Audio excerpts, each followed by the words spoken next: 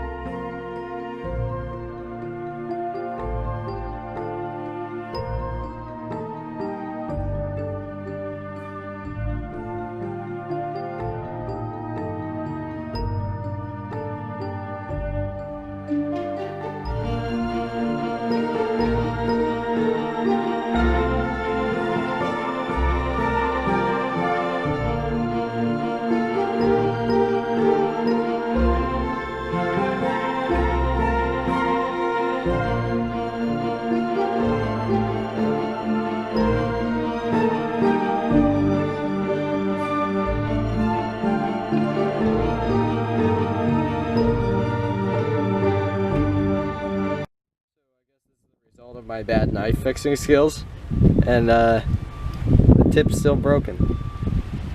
Yeah, I guess the other knife's still good and it has scissors, and so it's still useful. Still use it probably the most, and the knife's still sharp. I did sharpen it off camera, so I'd call it a successful thing, because I did make a YouTube video out of it. So don't forget to like and subscribe, because that's what you're supposed to say at the end of your YouTube videos, I guess, so people like and subscribe to you. But yeah, alright, have a nice day.